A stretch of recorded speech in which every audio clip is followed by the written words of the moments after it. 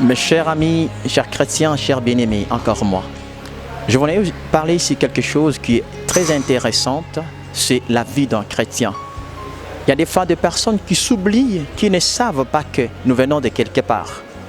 Il y a des gens qui s'appellent des chrétiens, mais qui ne prêchent pas par leur attitude ou leur comportement. Et la Bible dit que lorsqu'on est chrétien, on doit être comme une lumière. Un chrétien, c'est une lumière qui éclaire dans le monde des ténèbres. Vous voyez, lorsque vous allumez une lumière et que vous la placez dans les ténèbres, et la lumière elle-même va éclairer les ténèbres sans que les gens aient parlé. C'est-à-dire que quand un chrétien vit au milieu de ténèbres, le chrétien doit éclairer. Tu es un enfant de Dieu. Tu dois impacter ceux qui sont autour de toi par ton comportement, par ton agissement, par ta façon d'être, même par ta façon d'agir. Il y a des personnes qui s'appellent chrétiens, mais leur comportement, leur agissement ainsi que leur vêtement ne glorifient pas Dieu. Alors commence à regarder comment est-ce que tu agis vis-à-vis de ton prochain, même dans ton quartier.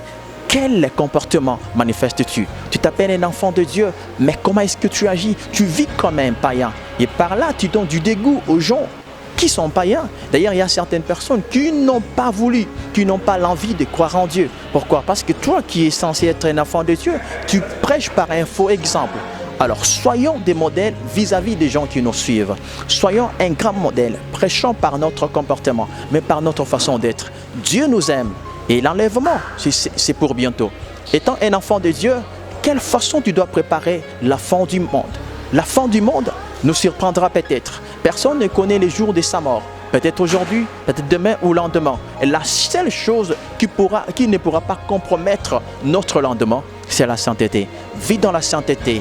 Ôte-toi de ce qui est mal. Sanctifie-toi et aime Dieu. Et par là, tu verras la main de Dieu et la grâce de Dieu se reposera sur toi. Et que nous fassions une prière ensemble. Il y a des personnes qui ont écouté cette parole. Je ne connais pas où, je ne sais pas où est-ce que vous êtes. Dans un pays étranger, en Amérique, en France, aux États-Unis, où que vous soyez, j'aimerais que tu fasses cette prière avec moi. Tu vivais dans un monde qui ne glorifiait pas Dieu. Tu avais des attitudes, un comportement faux. Tu vivais comme un païen, tu ne glorifiais pas Dieu par ton comportement, même par ton agissement. J'aimerais que tu fasses cette prière avec moi. Du Seigneur Dieu, je reconnais t'avoir offensé. Je me suis méconduit loin de toi. Je fais ce qui est mal à tes yeux. Mais voici, je viens devant ta face. La Bible dit, venez à moi, vous tous qui êtes fatigués et chargés, je vous donnerai du repos. Père éternel, comme cet enfant prodigue, je viens au bas de tes mains, Seigneur, et je demande pardon. Purifie-moi par ton sang, sanctifie-moi, accueille-moi, Seigneur, dans l'éternité, pour que je sois appelé ton enfant. Au nom de Jésus-Christ, nous avons ainsi prié. Amen. Que Dieu vous bénisse.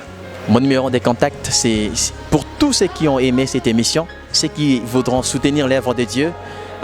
Si vous voulez me rejoindre, rejoignez-moi sur 097 80 866 73. Mon numéro WhatsApp, c'est 081 35 933 36. Puisse Dieu vous bénir, vous et tout ce que vous êtes en train de faire. Bye bye.